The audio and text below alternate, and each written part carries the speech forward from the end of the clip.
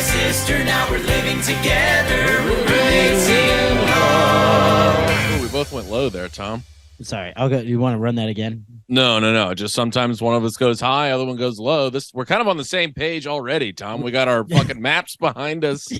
For those of you not watching on YouTube, Tim and I just both logged on to the Zoom from our parents' homes, and both of us are in front of a map of the United Giant States. map of America. So let me ask you, wait, hold on before we get anything. Dude, we're not even roommates. Not brothers-in-law. But we are good pals, and we're both geographers today. We're geography buffs. Yeah, dude. Geographers in law. Geographers in law. That's I call Magellan. I'm Magellan. All right, I'll be Columbus. That dude only did good things. No, everybody loves that guy. He's the fucking man. I'm drinking whiskey too, Tom. Cheers, dude. I believe I'm drinking whiskey that you purchased for my parents. Let's go. Is it delicious? Little Four Roses single barrel. Yeah, dude. You bought a nice one. SB. Love an SB. You were about to hit me with a Q. Yeah, what's the story behind the map in your parents' home? So I believe my mom quizzes the grandkids with the map. Oh, so yours is educational purposes.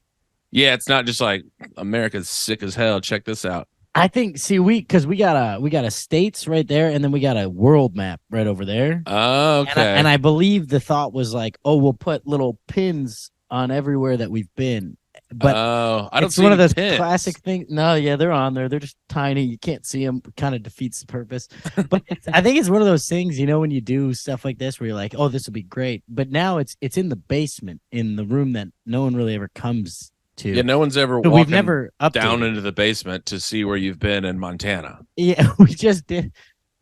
There are a couple in Montana. Good eye. Hell, come on.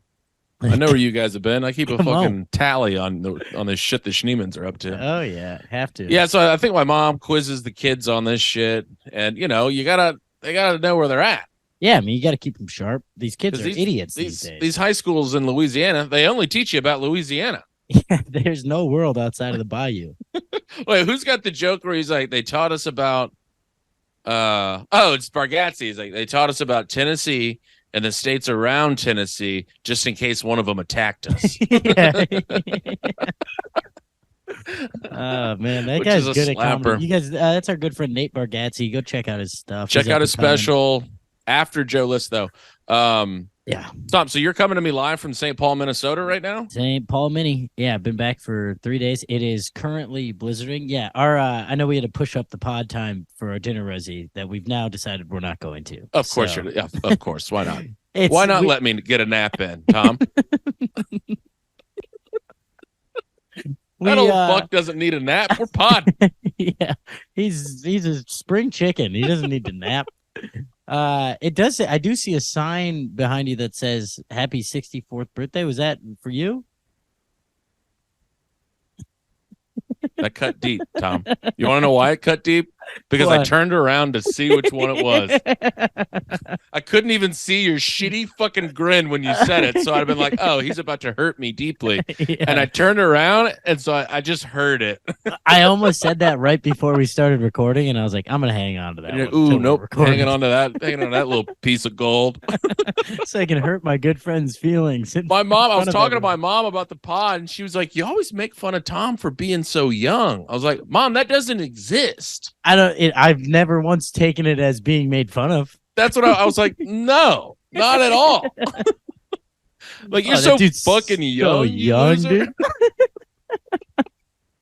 That works like in college, maybe. That's the only time you can get bullied for being young. I don't even know in college. I think it's high school and middle school only. Well, I get, but like college, you know, as a senior, you kind of treat the freshmen like shit, you know? Yeah, maybe.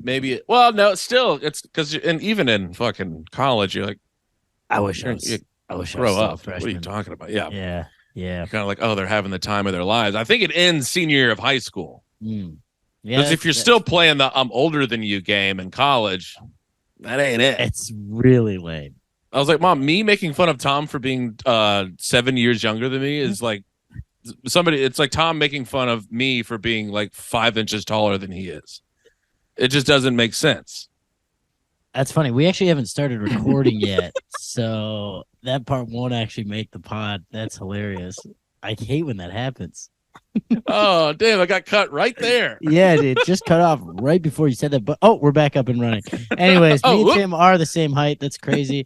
All right, we're even. Yeah. God, how you been? I'm You're good. back in Louisiana. Oh, coming to you live from Baton Rouge, Louisiana. What's the holiday vibes like there? What do you mean? How's the spirits? Are people happy? Are we a chill household? Spirits are high. Yeah. It's more of a chill Christmas. Because kids are. My brother's got the grandkids, so I think everything gets a little chiller once your own kids are kind of. I haven't believed in Santa in 12 years. Yeah. So they kind of don't have to do the whole song and dance. I kind of let my parents think I still do believe. Well, if you stop believing, Tom, you stop receiving. Damn, that's really good, dude. Right? Believing is seeing is the quote that I made up, and that's what I usually say. Believing is seeing? Yeah, seeing isn't believing. Believing is seeing. I believe that's from the Santa Claus. With an E at the end. What is that from? I don't know if it makes a ton of sense. Believing is seeing. Well, no, because it's like you don't have to see him to believe in him. Oh, it's kind of like a faith thing. Yeah, it is. What is that? I mean, will you write us a letter if you know which which I believe that's how people believe in Jesus. That might be Corinthians, actually. Yeah, I thought it was Elf. Thought that was Tim Allen's blockbuster hit Santa Claus, which is a top. Where are you at on Christmas movies, Tom? Have we been over this? Love them. No, we haven't. Can we rank our top 5 Christmas movies? Oh, you know who I did this with? Your parents. Amazing. We talked about Christmas movies. My all-timer for sure. It's not even close. It's Home Alone. Yeah, that's up there for me. It's top 5. You know what's funny? I used to watch Home Alone year round. It is a year-round movie, but you just love it during Christmas. It's all snowy. I love white lights. I've already watched Home Alone 1 and 2 this year. Elf is up there for me. Elf's pretty solid. It's a Wonderful Life is probably all-time best. That's the one your parents were really yelling at me about. I was like, it stinks. It's not that good. They're like, have you ever seen it? I was like, no. Oh, here's a take you've never heard before. My all-time favorite Christmas movie, Die Hard. Oh, boy. I hate when people say that. Die Hard actually is a Christmas movie. It's actually a Shut Christmas up. movie. Yeah, cool. We've all seen that tweet.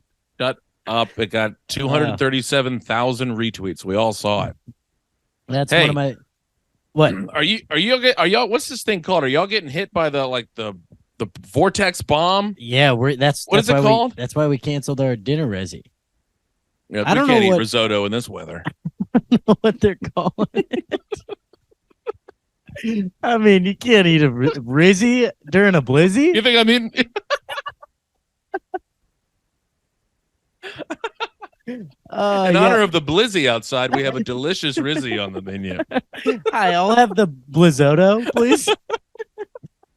The waiter's confused at first, and then he gets it. He's like, all right, that's not bad. That's pretty good, actually. That's pretty solid, actually. Do you mind if we use that for the special tomorrow? Yeah, no, I don't know what it's like. We have a winter storm warning right now. It's coming down. We're gonna get a couple feet of snow, I think. Feet?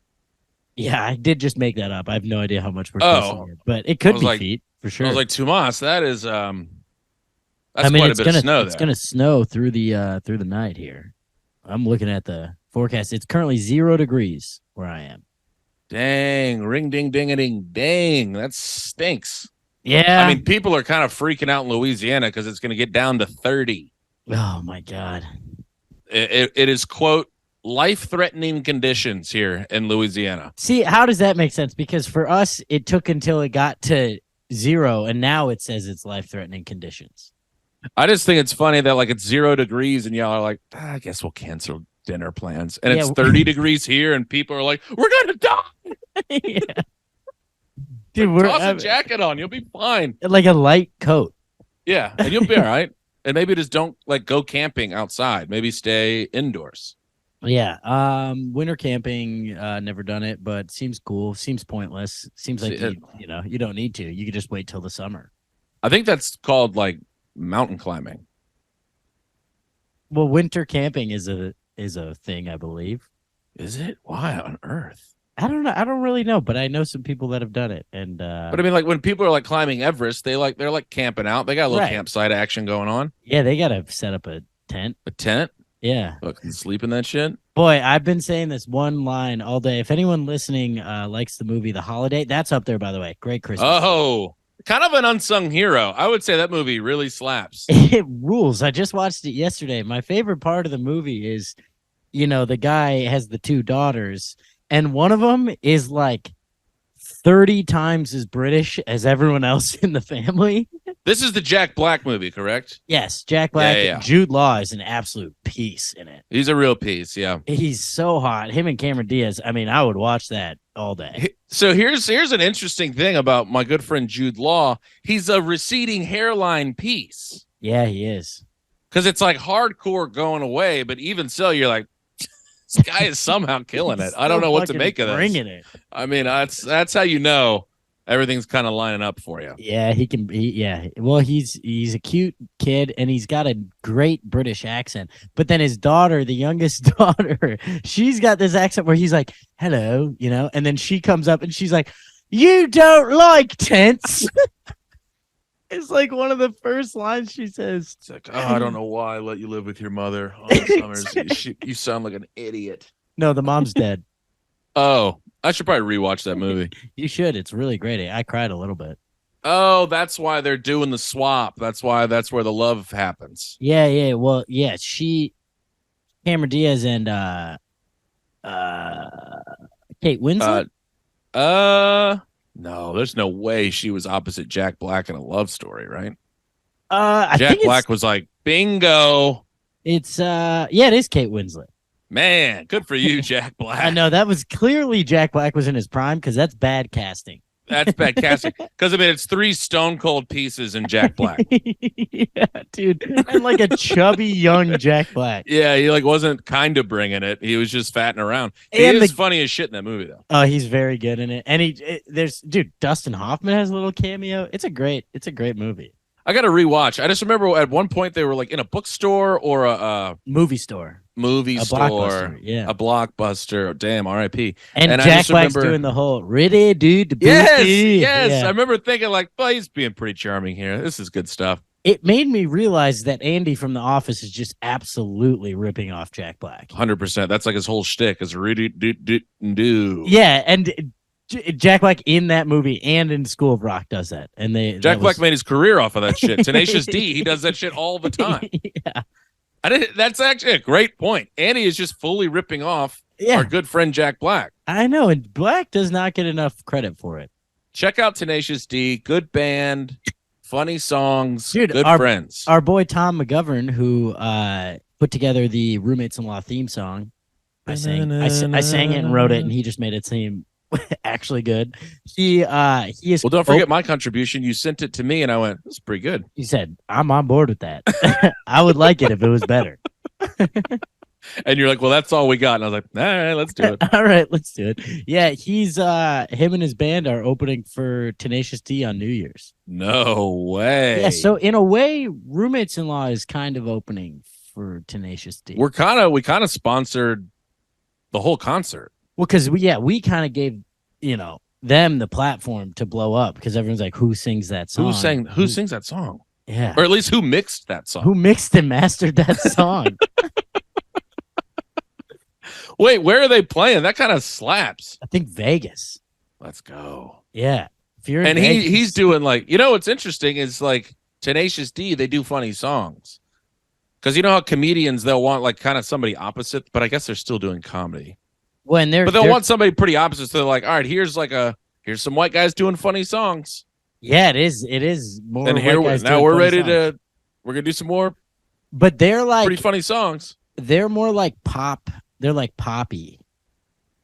And Tenacious D is a little like kind of rock, hard rocky. Yeah. I mean, Tribute is one of the best songs of all time. Well, it's a tribute to the greatest song of all time. Greatest song in the world, which is hilarious. What a great premise. This is not the greatest song in the world. It's just a tribute. But there is this other one. We should just do the rest of the pod of breaking down how good other people are at stuff. Yeah. You seen this guy, Denzel Washington, Tom? Oh my God. Yeah. I just recently saw him in a new indie film you should check out. It's called Training Day. I highly recommend it. TD. Tom, riddle me this. So I will riddle the hell out of this. is it playing time? Oh yeah. This is the flight section of now boarding the flights. I couldn't even get through that. Have you had this one happen? This was kind of this is the best of all time. I'm pooped. I'm getting on the flight. Poo-poo Magoo seat. I'm in the middle. Terrible. You don't love that. And No. I'm walking and I'm looking and you're just like, please, two petite women. Please, two petite women. I got two larger than average bearded gentlemen. You hate a beard on a flight. I mean, I'm not going to overdo it and say they were both 300 pounds. They were both larger than normal. Okay. Height, blah. So, I'm kind of sardined in the middle of this thing. Yep. And I'm doing the math and I'm like, this flight's looking half empty. Ooh. Flight's looking a little light. Yes. And you know me. Not in your section. Not in my section. Flight you could kind of see it tilted in the back. It was I'm like, this is looking, because I was boarding group 37, so I was the last person on the flight. Yeah. And they do the little announcement like, hey, it's not a full flight. Feel free to get up, find another seat if you want. And everybody's doing the thing where they're a little nervous. They're like, well, yeah. Would people do my fat ass? I'm up immediately. I elbowed the guy, crawling over the guy. Fully. I was just stiff armed him. I was like, excuse me, sir. Hauled ass up to the front, full empty row, threw my shit, dove in, and laid down so nobody could come sit next to me. Yes, dude. And everybody was so jealous. I could see it on their faces because people would come up and try to mill around and see if there was another situation like that. Your boy got the only row. Timmy Naps is already eyes shut. Timmy Naps. Because here's the thing, Tom, you got to take action sometimes. See, I commend you for that, because I'm one of those overthinkers on the flight where I say, let me let someone else, be an idiot first. There were 200-year-old women. There were pregnant women. I was like, fuck you. I'm getting this seat. I'm picturing you legitimately throwing your bag and then diving headfirst into this row. I mean, I was full George Costanza running out of that apartment when it's on fire, and he's just pushing over kids and what is that elderly women. It was a show in the 90s. It was like a web series, right? No, it was pre-web series, but it was like Always Sunny, in that they're all kind of these crazy characters, three guys and a girl. It's called Seinfeld. It was a network show. It wasn't like HBO. Oh, it's a kind of like an early Roommates-in-Law. I've heard this. Yeah, just more people, and it's like a worse Friends. Okay, yeah. You know what I mean? I've network been watching Seinfeld again lately. It's just it's such a comfort watch. When you get past the first couple of seasons, when I rewatch, I start at season 3. Poo-poo Magoo. They really refuse to miss from about season 4 to season 9, though. I like 3 too. 3? Anyways, this is a bad podcast. Yeah. Well, I mean, I had us off on a topic. We were doing plane stuff. Sorry, we're on plane stuff. Yeah. So anyway, yeah, that was you always kind of a dream move. Scenario. Yeah. I mean, dude, I had to ask the lady next to me on my flight from Aspen. There was 8 people on this whole flight, and I'm sitting window, and there's no. Well, yeah, that's usually how private planes are, Tom. It was not a private plane. I would love that. I would love that to be the perception. Let's rewind. I'm gonna edit this. On this private jet, it was me and this other girl. You're complaining because the 8's way too many. You're like, dude, there's 8 people on this flight. Yeah, how the fuck am I supposed to relax? Packed. I was boarding group 8 somehow. This lady, I'm window. It's just a 2-seater, and I'm window. She's aisle, and there's no one around us. And it took way too long. Eventually, I go, hey, I think you could probably grab another seat if you want. And she goes, oh really? And I was like, yeah, the plane is empty. I'm like, come on, let's get a move. We're already in the air. I should not have had to ask, and I'm waiting to go to sleep. Sure. Oh, damn, because usually you're Sleepy Time Tom. I know, and I was waiting because she was making me anxious. I'm like, this plane's empty. Get out of my fucking row. Wait. So was she even looking around and she was nervous, or was she just completely, this is my seat, this is she's where on I'm her at? phone. Yeah. She's on her phone, not airplane mode, which I didn't even tell on her. No, I've never turned my phone on airplane mode. Shit, damn, dude. Yeah, dude. I'm on 5G. I forgot you're edgy Tom now. Yeah, dude. I'm on 5G till it turns to LTE, till it fades off into the distance. I'm trying to get one more text in to my good friend Tim. I do the same thing. I don't think this is probably the oldest man thing that I do, but I never turn it off because if I go to airplane mode, my AirPods don't work. Yeah, no, that doesn't turn off Bluetooth anymore. Tom. It used to. It doesn't. Tom. When was the last time you turned on airplane mode? Great cue, but I'm going to try it next time, and I'm going to be absolutely furious. You just throw your phone. Fuck, Tom. They have to land the plane because I won't stop screaming Thomas. Oh my god. Yeah. So did she move or did you move? You probably should have moved. You made the lady move. Well, I was on aisle. I mean, I was on window. So it's like so you'd have had to. I could be like, "Hey, will you move so I can move?" Right. Yeah. And we were like towards the back of the plane. I'm like, "Go get a better row." Did she eventually get up? Yeah. I mean, she wasn't like mad. She was like, "Oh, can we do that?" And I was like, "Yes, absolutely." And she was like, "How do you not know amazing. This is to or fro Aspen?" This is fro. See, she should know these things. Yeah, because she already flew too. This is the like, come on, you just vacationed in Aspen. You don't know what we're doing on a flight? Yeah, you should be way more entitled. You're definitely rich. How was a little place called Aspen? It's a magical little town, my friend. Mm-hmm. It is. I've never been there before. Is it everything you dreamed of and more? I mean, kind of. It's like a cartoon town. I mean, it's like I've seen ski in, ski out places before, but this is like, no, I mean, like the ski lifts are legitimately like at where the street ends. Right. Like it's so cool. I mean, our hotel is right there. I didn't ski, but it was like I could have so easily. Edit that out. So you were skiing. So I was skiing. No, but it was amazing. Everyone like in the town treated us well. Becky is like a celebrity there. And I mean, that's like her. That's her perfect demographic. But, like, they fucking love her there. So we're like, everywhere we go, people are loving her.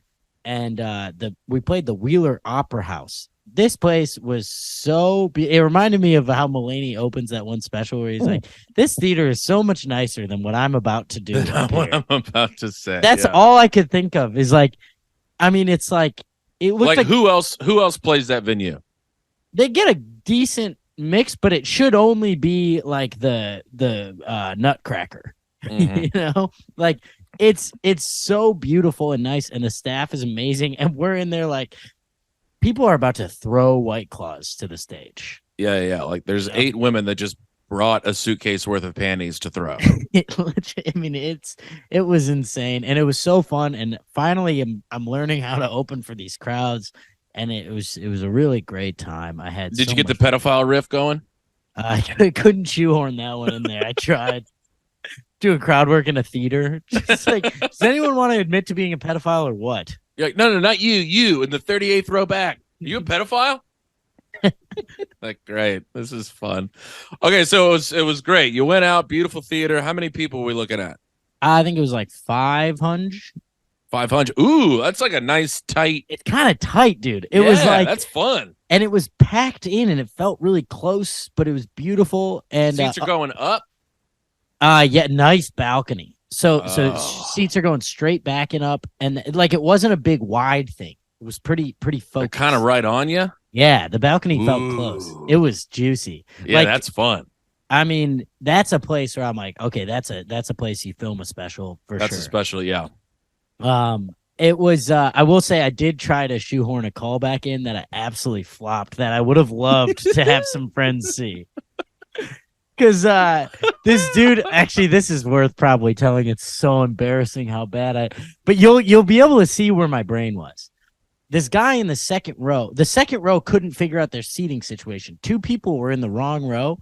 So for the first 5 minutes of my set, about every 30 seconds, the whole row is standing up to readjust. Oh, Lord. Yeah. And they're not there's no one coming in and out. They're all just switching seats because these two people, it took forever to figure out what was going on, but two people were just in the wrong row. So they kept being like, oh shit, yeah, we're in the wrong, we'll scoot down. And then one other person would show up and it would fuck up the whole row. I mean, what's the confusion? You have a ticket with a number on it. Yeah, they're old and they're drunk. They are hammered. So they're like, I don't know what's happening. And eventually I had to be like, what the fuck is happening in the second row? And it's like, because I felt the whole theater slowly is just like looking at them. Yeah, you can't not. Yeah. So eventually I call it out and this guy stands up and he said something along the lines of like, what's it to you? Or like, why? Oh. And I was like, excuse me? And he was like, we're figuring out our seats. And he's standing right in a spotlight and he's got a brutal bald spot. Oh, no. And he's in the second row of a theater. So all it took for me to say was like, it's amazing that you have this much confidence with that bald spot. And it like blew. I mean, it like murdered in a way that was like, I couldn't like restart. Yeah. And then oh, Tom. I tried to go back to the well right at the end of the set.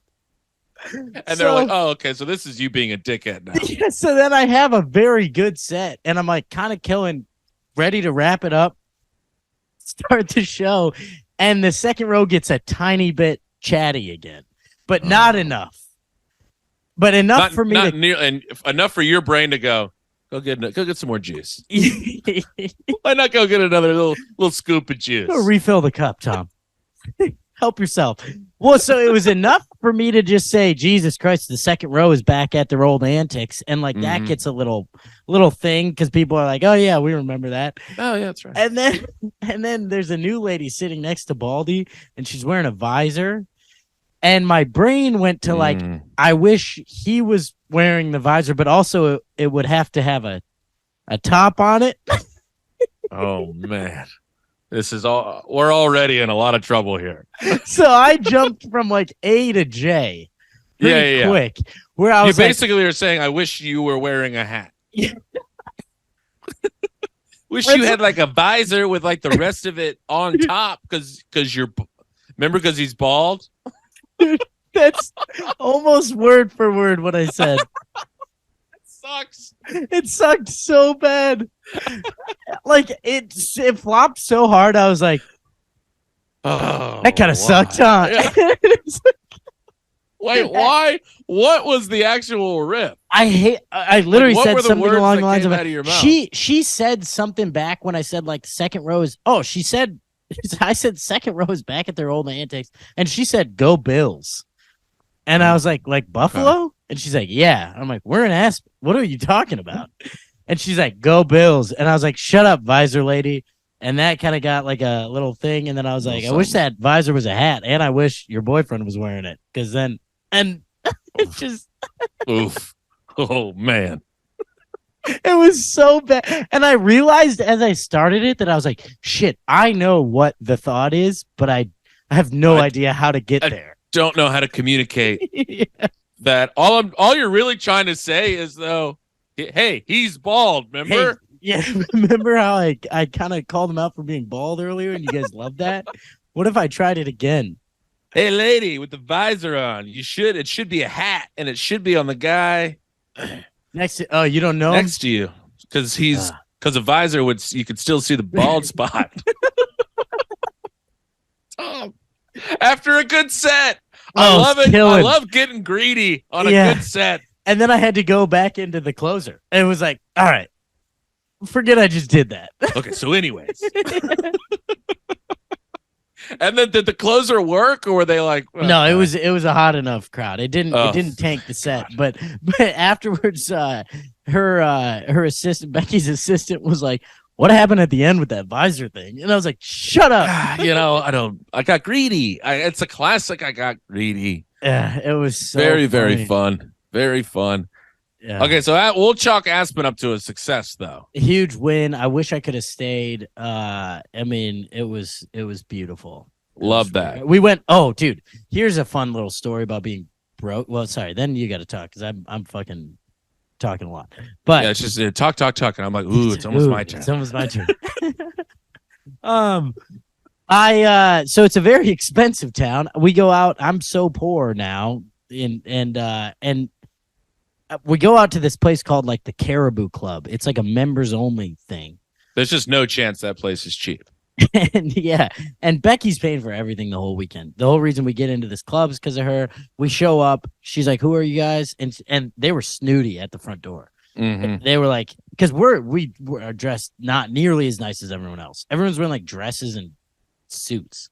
Yeah. And I'm wearing the only outfit I have, which is the green jacket with a white tee. I'm happy you didn't go with the comedy on state zip up. That was close. It was a close second. And we show up, and then the second she says Becky Robinson, the lady at the front is like, "Oh my God, you're all we've heard about all day. Get in. Oh, let's go."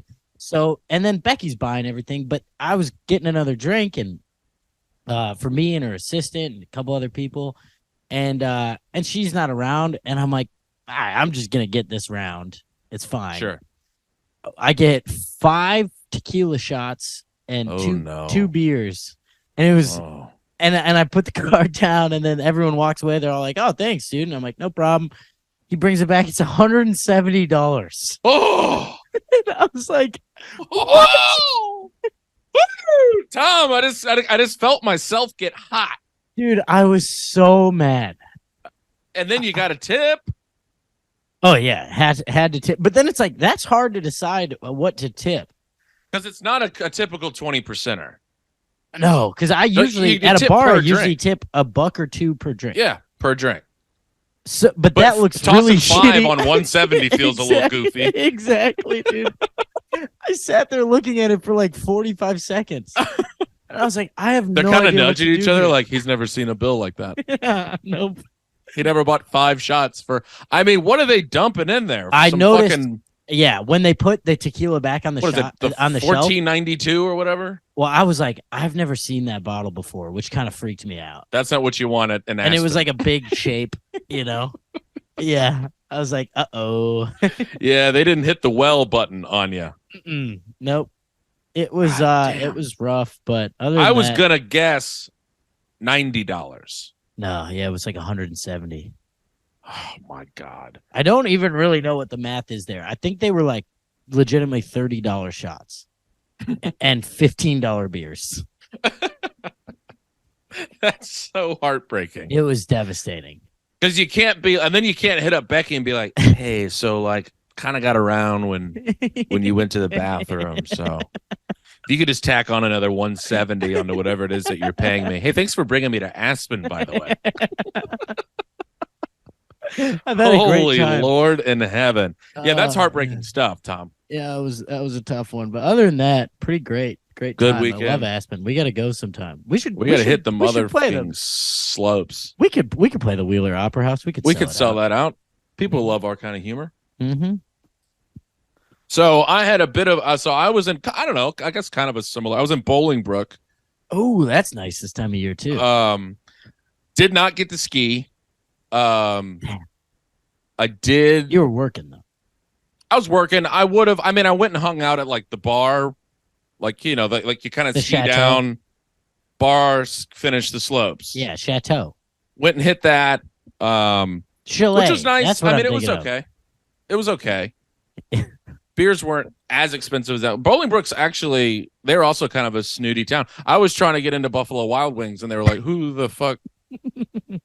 Sorry, is your name on the list, sir? Yeah, it's under Blazing Tim.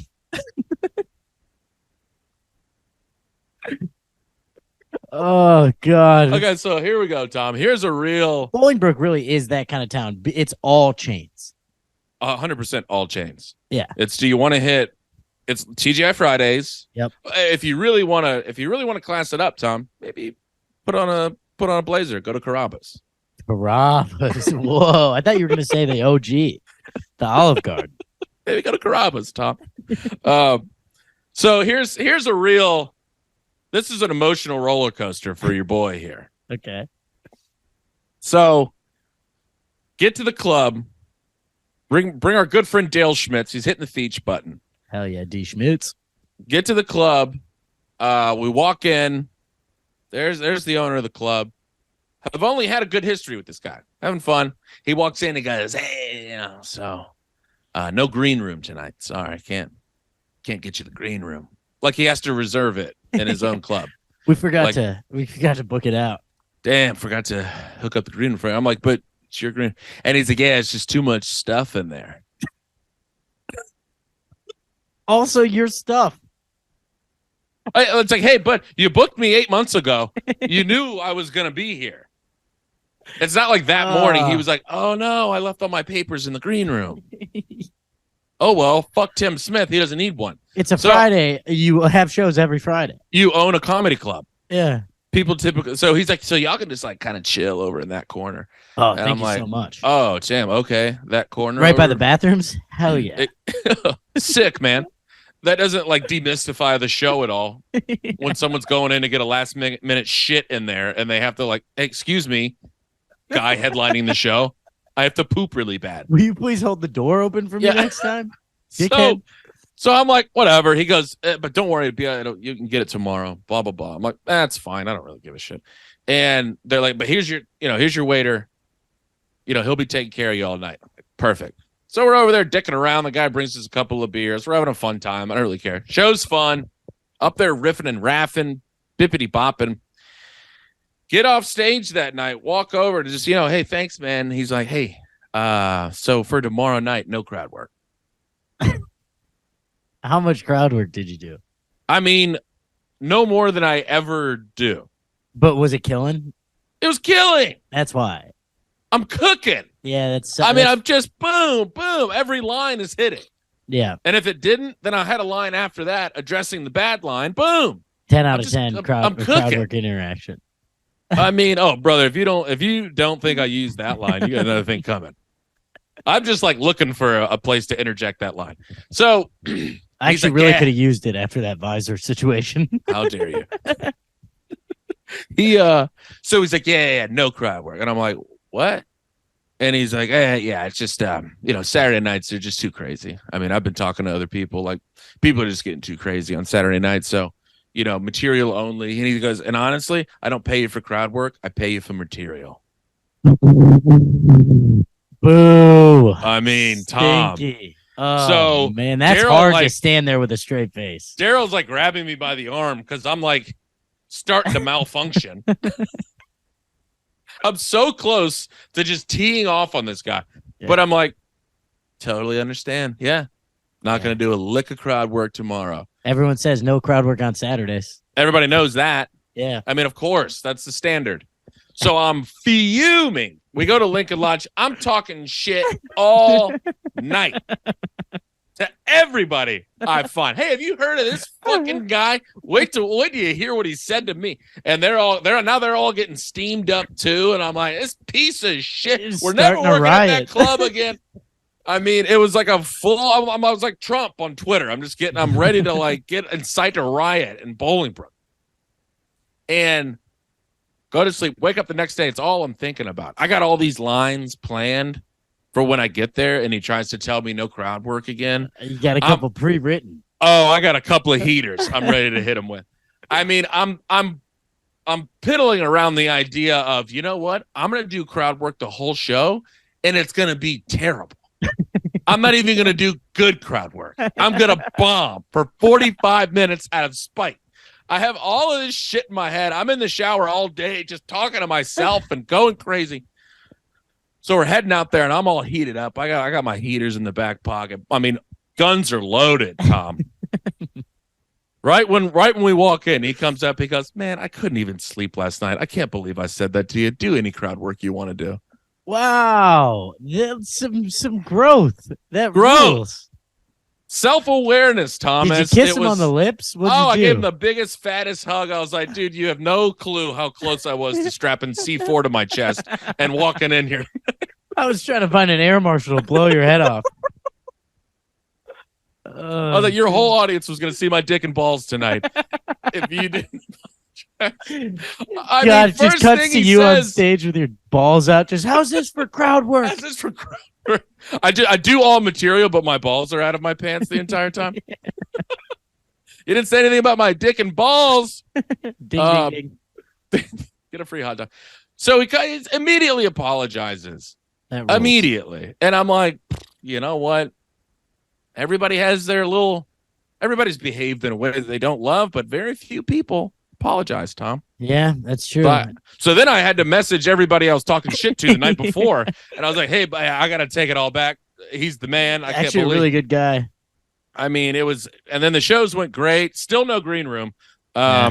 Did charge us for drinks the entire weekend, which that was. You can't. I didn't know if we were going to bring that up, but that is an unacceptable policy.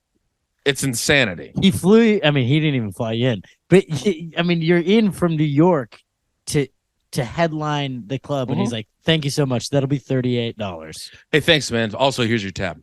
What? I mean, that you can't do that. That one's a wild move. I mean, to be fair, it was like 80%. I mean, he gave me the bills. I'm like, well, why even give me a $6 bill? Oh yeah, why even charge me $6? Just charge it to the game, my charge guy. it to the motherfucking game, dog. Like, I'm gonna tip the waiter. I don't know if that's what he's like ensuring that I tip the staff. Oh, maybe. Yeah, I mean, probably enough of the schmucks that roll through there. They just like fuck off to the staff. Yeah. I mean, but I wish he would tell me that if that was his way of ensuring his staff is taken care of, then that's amazing as well. But I mean, $6? You're handing me a bill for $6. 6 buckaroonies. Six clams, Tom. Six clams. But I mean, but you know, the no green room both nights. You know, it was right there. It's really hard not to. I mean, you said it perfectly. It just like it's hard to feel like the headline. It's hard to feel like the guy that people came to see when you're standing in the back of the room. You're just piddling around in the back, like you know, like so out of place. Well, like you're anxious before a show, so I'm just pacing, looking at my notebook, and they're like, "Ooh, cool energy from the headliner." Look at him, visibly terrified. Nervous. Yeah. That's what I would love to see before any musical that I see. Just someone like doing their vocal warm-ups kind of poorly. Yeah, I kind of want to see them putting on their makeup. I want to see them coming into the theater. Yeah, I want to see all of them. Having an argument with their wife just over text. I don't want to just be like, oh, this is the only time I see this guy is the show. God. So I will say this. It was a 0 to hero moment over the weekend, and I think you rarely see that, Tom. Because that would have been we rarely have the same person be the 0 and the hero. Mm-hmm. That's a full redemption story. You're close to being the hero for your little plane maneuver. Hey, look, if I would have seen me do that, I would have been like, that guy's kind of the man. Yeah. That's wasted no time. That's a hero move. I don't know if we've ever given ourselves the hero, but hey, look, we've given ourselves enough zeros, Tom. I know. Remember when I gave how about a hero for once? 2 weeks in a row? My sister asked me how therapy was going. She's like, well, I keep referring to myself as a 0. And I was like, yeah, it's not going well. It's not going well. It's an off week for me and Cheryl. Oh, we did get a good 0 of the week submission though. Lay it on me. All right. This is a submission from Zoe. Shout out Zoe. She goes, I took the 3-year-old that I nanny to a model train store. Oh, this one's good. And the 3-year-old who's obsessed with trains yelled, "Look, a train. Look, a train." Sorry. I'll give that one another shot. Okay. The 3-year-old who's obsessed with trains yelled, "Look, a train." I hate the little kid voice you're doing. Look, a train. I don't know why I'm doing it like that. Can you do it? Look, a train. See, I just go insanely high. I go, look, a train. Look, a train. I do appreciate the twain you're trying to do. I keep doing lisp. I don't know why I don't know well, why I'm going think it's full like Joe Lisp here. JoeLispComedy.com. Anyways, the 3-year-old goes, "Look, a train." Look, a train. And the guy working there, a grown-ass middle-aged man, said, yeah, that's the whole store. Oh, what a cool guy move. Yeah, and I'm picturing Alex Dragovich saying it. Yeah, that's the whole store. That's the whole store. Here's the bummer. He thought the babysitter was going to think that was funny. I don't know, because I mean, there's no way he was just looking at the 3-year-old like, what now, dude? Yeah. Like what? You got something to say back? Or he's saying that thinking the babysitter was gonna be like, yeah, that's fucking, funny. Yeah, no. you Instead, nailed he just absolutely dunked on a 3-year-old, and I mean, that is that's how some you know zero you're just energy. having it's full zero energy. Because and by the way, hey buddy, you work at a train store. Yeah, either grow up or have a better attitude about it. Take the attitude elsewhere. Yeah. It's like you can't like make fun of the table for ordering spinach and artichoke dip when you're the one dropping it off to the table. It's like, hey buddy. I do. Yeah, that's so funny. That's what are you doing? Right. Yeah. I do kind of wonder though. That's a lack of emotional intelligence. Works at a train store. You think he's flirting with the spectrum? Could be on the spec. I still gotta go 0. I mean, yeah, we didn't get any other info, so we gotta go 0 here. Yeah. But it did cross my mind. Model train store employee isn't like it doesn't strike me as. She's like, and then he wheeled off in his wheelchair, all dick like. We're like, whoa, we didn't know that. He was such a dick when he rolled away. We're like, what do you mean rolled? Yeah, he couldn't believe how rude he was when he had to go empty his catheter.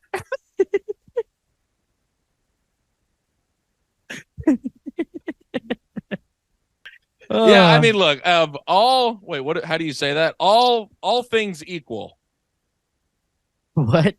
I think that's what that means. All things equal. All things considered?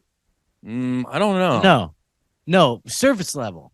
No. I think it's all things equal. All things I don't know what you're trying to say right now. All things equal. All things considered. No, because all things considered would include the autism. All things equal. Yeah, here we go. Latin. No, well, I don't need citrus paribus. I don't need to know that. What? All other things being equal. It acts as a shorthand indication of the effects on economic variable has on another, provided all other variables remain the same. Yes. So with the information that we have, if everything else is normal that we think it is 0 behavior. Yes. All right. Yes. Yeah. Because we don't know if he's tistic. That's true. We're making assumptions. No. Wait, how would you shorten assumptions? Some assumptions. Some assumptions. That's kind of a wild assumption, dude. That's my favorite bit we do on this goddamn pod. Oh God! Wait, yes. I thought I had one. Oh, dude, I got another. Maybe a 0. Maybe just a. Last night I did the open mic at Acme Comedy Club in Minneapolis, which just bingo. Dude, it's sold out for their open mic. It's like the Comedy on State one. It's crazy. Super fun time. Guy who goes up first gets up there, and for like 30 to 45 seconds, he's talking about how it's his first time doing comedy. He's got 3 minutes. You either get 3 minutes, 5 minutes, or 7, and he's doing 3 minutes of playtime. Yeah. And he gets up there and he's like talking about how, you can't decide what to talk about. And he brought a lot of friends out for it. And it's his first time. Everyone in the back of the room is like, fuck this guy. We didn't get picked, and he's just doing this. And then he goes, so I guess it might just be the perfect time to propose to my girlfriend. Oh, no. And he goes, Jamie, do you got that little package for me? Oh, takes like 40 seconds for one of his friends to get him the ring from the crowd. It's so slow. Everyone is just kind of like talking and like half cheering and like, oh boy, I am uncomfy. She's in the first row and she's not getting up on stage with him. Wait, are you able to see her face? Yeah, it was like terrified. Yeah. Well, she's thinking she's got to tell this story for 40 years. Yeah. How did he propose? At an open mic. Yeah, and he doesn't do comedy. That's not like a special thing for them. Yeah. He just made this really uncomfortable. I guess he couldn't get like good seats at the Bills game or something. And then he got down on one knee in front of everyone and into the microphone. He goes, "Baby, will you saved my life. Will you marry me?" And he goes, "She said yes." Into the microphone. And he doesn't do. He's not. Oh, she's pissed. And then he just has to put the mic in. So it's like kind of making that mic noise. Yeah. It's like It's like he's And he like trying to kind of can't clip get it back in. The mic stand falls down. It gets all short. And then he's like, and then he has to get off stage and be like, thanks, everyone. Thanks. And then he just sat in the front row. And he was first. This is an open mic with 20 people going on stage. No, this and guy. now she's got to sit and watch this open mic. And all her friends and family have to go watch the open mic. Oh my open mic. This is the most poorly planned It's so proposal. bad. 20 open mic. I mean, everyone addressed it. Yeah, it was like impossible not to. And it was like turned into a very hot show. What was your big riff? I didn't even have to by the time I was up. Huge. I said something like, I was like, yeah, I'm single. Thanks for rubbing it in. But it was like easy to, easy cheesy. Yeah. But I was sick of, by the time I was up, everyone had done it. It was Grant Winkles had a great riff on it. He went up pretty shortly after it. He goes, he has a bit about the divorce rate going up. He's like, the divorce rate's going up because people are proposing at open mics. Just immediately dunking on them. So the guy was like, whoa. yeah. That's not what's supposed to happen here. I'm a cool guy tonight. And then he goes, no, I'm kidding. You guys aren't even married yet. You won't even make it there. Something like that. It was so doubles good. down. That is probably the worst proposal story I've ever heard. I'd take a jumbotron at a baseball game over that, and I hate that. Oh, for sure. I mean, like, I'm putting a ring in a cake before I'm doing that shit. Yeah, check the champagne glass. Give me the cheesiest, like, most television show shit. Open mic, it's so random. Why? It's also not like it would be maybe if one of or both were a comedian, it would make more sense. No. I'm like, hey, Lizzie, we're going to poetry night. And she's like, why the fuck would we do that? And it's like, but don't worry. All your friends and family are coming, and I'm going first. Like, what? She's like, you're doing poetry now? Poetry? I hate this. This has I don't never even been like an interest poetry. of yours. Oh, my God. And then having to sit there, you would think he would just bail and go right to dinner or go party with his friends and family. Right. It's like you just got engaged. You now you got to listen to me talk about dating? Like, what she's are like, you hey, doing? babe. He's like, shh, hold on. This guy's almost done. I've seen this guy on Instagram. No, this guy's hilarious. Hold on. He's working on new. She's like, what is new? I mean, it was so bad. And he also tried to kind of have, like, he didn't just go into it. He should have just done it. Yeah. But he, like, meandered his way around. His opening line was like, well, he was trying to do the thing of, like, I am trying to do comedy. right. He also wanted to get a couple pops. And it didn't happen. And he didn't. This was his big opening line. He goes, this is my first time doing comedy. So, he gets the little pity cheer or whatever. And he goes, brought my friends and family out. Just hard. You only have 3 minutes. You got to decide if you're going to talk about, your family or fucking an asshole. Oh, my God. Yeah. This is all a part of their proposal story. This is now, that's on camera as part of their proposal that's story. It was filmed. forever. That is a part of their life now. That joke. Yeah, that's his clip. Because they're gonna go, oh, you did. Oh, did you like tell a joke? And he's gonna go, it's funny you asked. I actually got kind of a good pop on the opener. It's just like a Seinfeld laugh track pumped in on the clip. Well, I know. I know you didn't ask, but so I was just I was like pretend. So I'm like, I know I'm going to propose the whole time, but I was like pretending that I like didn't know what I was going to say. So I was like, yeah, I got friends and family here, and I was like, I don't know what to talk about my friends or like penetrating an asshole. No, you didn't, dude. Nice. Nice. I love when people and then talk I about professed that. my love for my girlfriend and asked her to marry me. Oh, hell yeah. I bet you loved it. Did she say yes? Oh, dude. Did you guys have sex right there? No. We watched 19 more comedians. No, actually, a couple of them were pretty bad, though. It was like a 3-hour mic. I didn't know that because I don't do comedy, nor I never have. I don't know why I chose this. It was so bad. Dude, the first thing she got, this was like, why? I know. I feel really bad for her. She had to say yeah. Yeah, and it was like I couldn't, where I kind of got moved to right during that, I couldn't see, she was behind a pillar, but I really wanted to see her face. You got to see that face. I saw it at the start, and it was like, I saw it right when he said, "I guess I'll just propose to my girlfriend." Oh, And, like, another killer way to do it. Yeah, I guess guess will I guess I'll just I don't know. And it was so weird because like people didn't know if it was a bit for a second. What does this guy look like? What's he up there wearing? Give me a visual. Very average, receding hairline, glasses, kind of a tall guy, lanky, not athletic. Probably ran track in high school, but not a good track runner.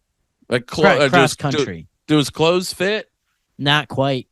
Like a flannel that's a little too big because he's got broad shoulders, but they're not strong. They're lanky broad. You know? It's like he's got the swimmer shoulders. He just never actually jumped in a pool. Exactly. Yeah. Yes. He's got like way too skinny of a waist for his height. Facial hair, it's kind of there. It's like pretty wispy though. Yeah. But it's winter in Minnesota, so he's growing it out.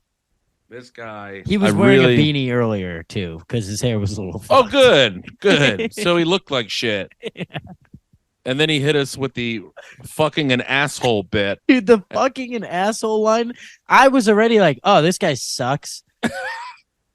Like, because I thought he was trying to do material. Well, so, guess if I'm all out of my asshole stuff, guess I'll just propose to you. Oh man. And then he hit us with the baby, you saved my life. And I was like, man, that in a movie would be bad. Yeah, I mean, from what? Yeah, what? Like CrossFit? What was your other option for you? I think he really underestimates probably how uncomfortable it is. Because I've asked Lizzie. Lizzie was at my first open mic, and I was like, what was that vibe for you? She's like, I was terrified. I was absolutely terrified. Because what do you do if the guy you get up? We've been together for 4 years at this point.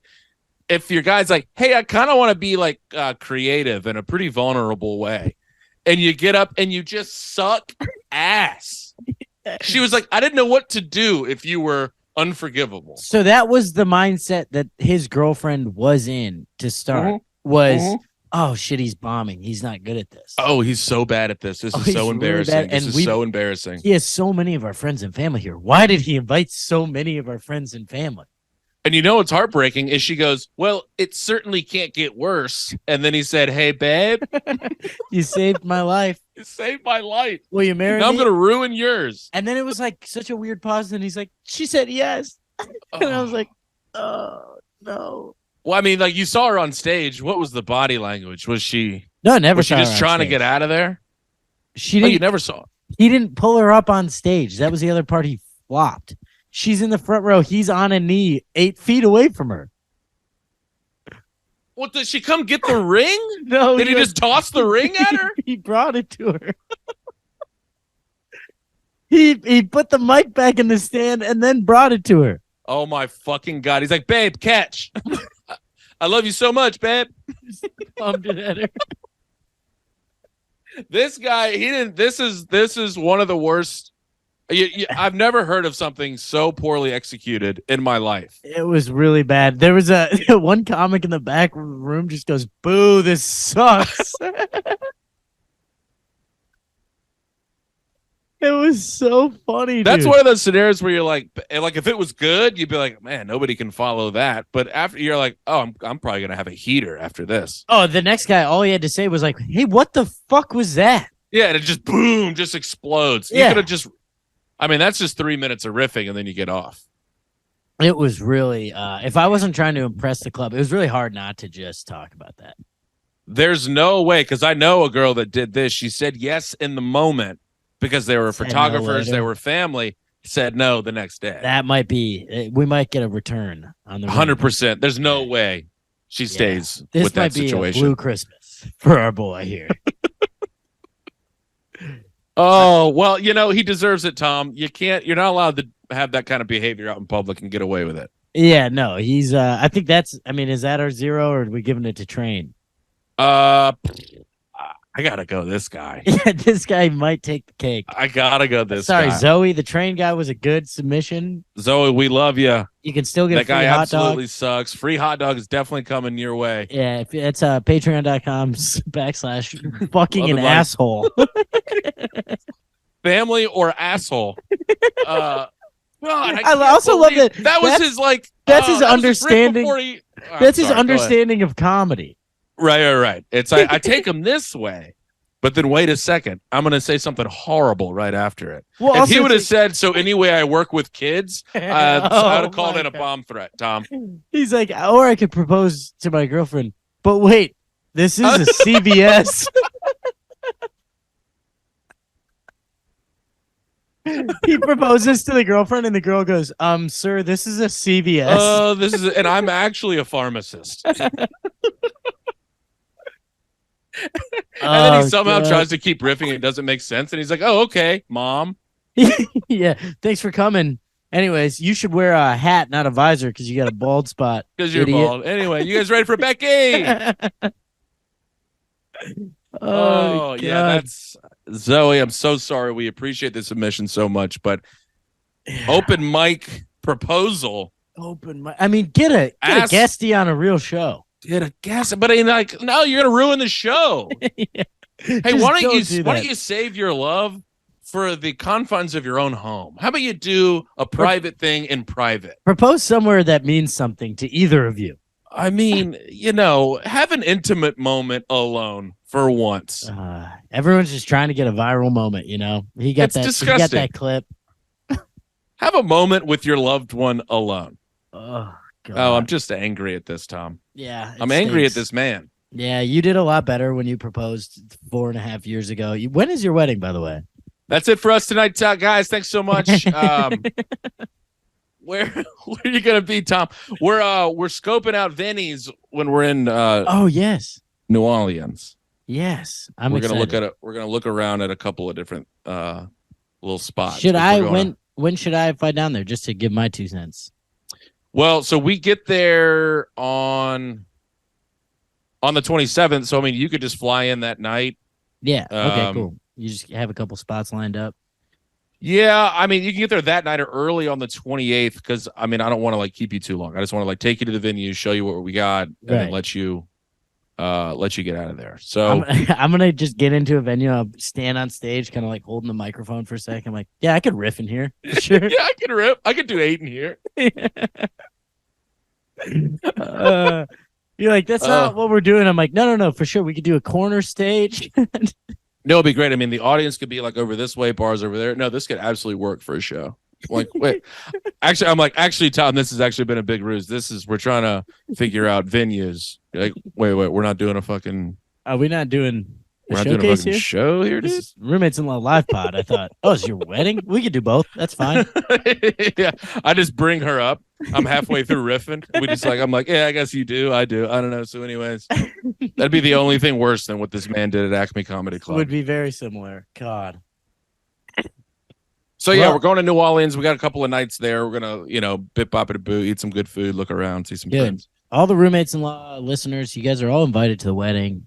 I cleared it. We'll definitely let you know the address. Yeah, we will. But mail us money and gifts. Oh yeah, mostly money though. Also, don't mail money. Just hit the Venny. Hit the Ven. Actually, I don't know. I kind of want an envelope of money. That would be sick. Like the old Italians do. They just hand you a fat wad of cash in an envelope. That Goodfellas scene is one of the coolest scenes of all time. It's just the best. God, I just want to do that for somebody. Me too. Can we do? I might just ask at my wedding if people do that. And just fill it up with anything, newspaper clippings. Just hand me an envelope of things. Just do all ones. It could be $20, but just 20 ones. just so that it's kind of a hefty. Envelope. Yeah. And it's it's not sealed, obviously, because you can't seal it. Yeah. And then kiss me on the cheek and tell me love from the family. From the family. Yeah. And their name's Anthony or Marie or some shit like that. Yeah. All right, Thomas, where are we at? We're at an hour, right? We're right at an hour, yeah. Bingo. This comes out tomorrow. Oh, dude, we didn't even talk about Christmas at all. Damn it. I mean, we talked about Christmas movies. Yeah. Christmas magic. We Merry Christmas. And Merry Happy Christmas, holidays. dude. Tell the whole fam a nice Merry Christmas. Oh, I was saying it to the listeners, but yeah, to you too, I guess. Jesus. Oh, well, Jesus fucking Christ. Where are you gonna be? Do you want to plug anything? Should we just let's worry about Santa right now. Yeah, you guys just sleep tight. What's the I'm trying to think of the chest sleep. roast. You got Roast some chestnuts on an open fire. On an open fire. No one's ever done that, by the way. No, you got Jack Frost snipping at your nose. Hey, Tom, survive the goddamn polar punch or whatever it's called. The Polar Express is what it's called. And The if you just Polar- believe, then it's fine. Shout out Josh Groban.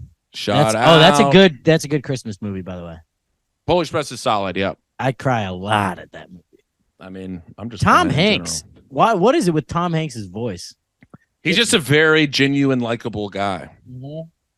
He's just the man's a good actor. His Yeah. son's not bad. All right, what are we talking about here? Tom.